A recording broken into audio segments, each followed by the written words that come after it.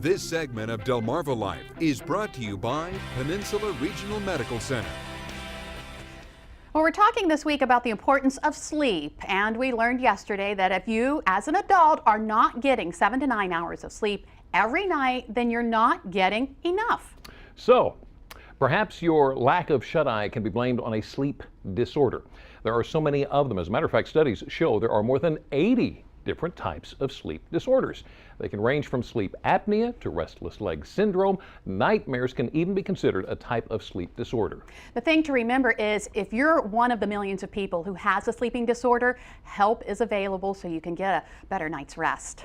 And you and your doctors just have to know what you're dealing with when it comes to your sleep patterns. And that's why people with sleeping problems are often sent to a sleep lab to get tested. Sounds a little intimidating maybe, but the actual process itself is really simple. So joining us today to tell us about it is Gail West, who is a registered sleep technician with Peninsula Sleep Waves at Peninsula Regional Medical Center. Thank you so much for joining us, Gail. You're welcome. Let me ask you real quick, and I guess simply, what is a sleep lab? It is a facility to where you come to have a sleep study for people that have sleep disorders or having issues with sleep, like snoring, gasping, waking themselves up choking, or their bed partner might be complaining about them keeping them up. I get that a lot. Yep. Now, a sleep lab, that sounds so clinical. Doesn't sound like a place where I could fall asleep, but that's not the case, is it? No, not the case at all. Our rooms are made like hotels. They have a flat screen TVs with DVD players. They have comforters like your bedroom, dresser drawers. We have lamps,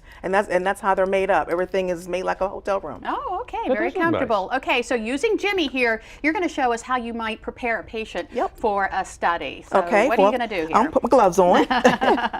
You got a bunch of neat stuff here. Yeah, and we have EEG wires, which stands for electroencephalogram. Okay. And they with their wires that we use paste.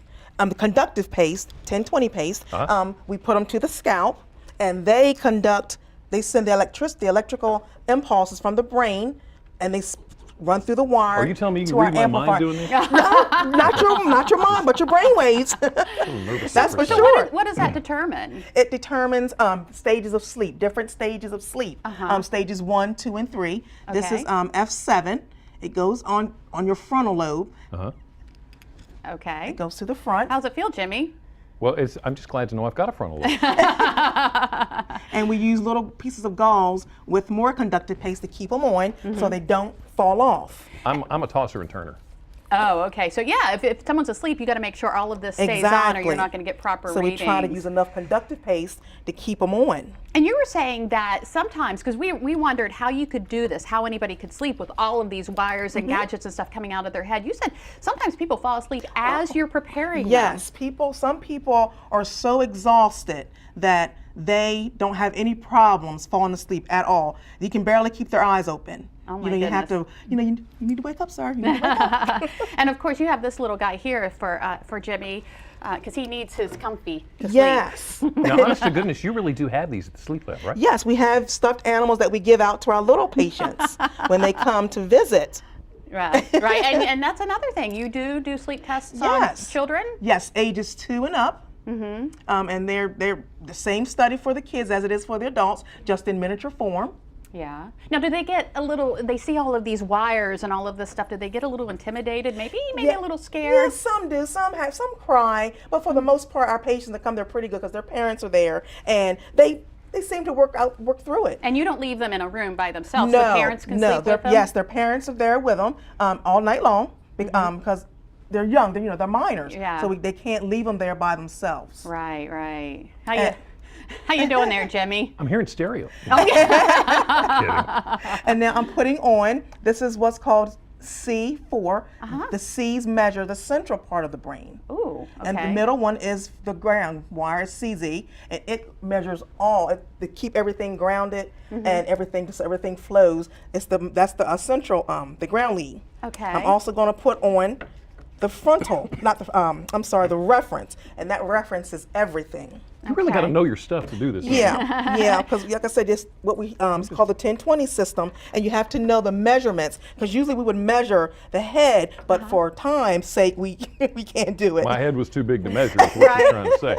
And there are other pieces that that you put on him as well. You were mentioning a snore mic. A snore mic. This is it right here. This goes on his throat.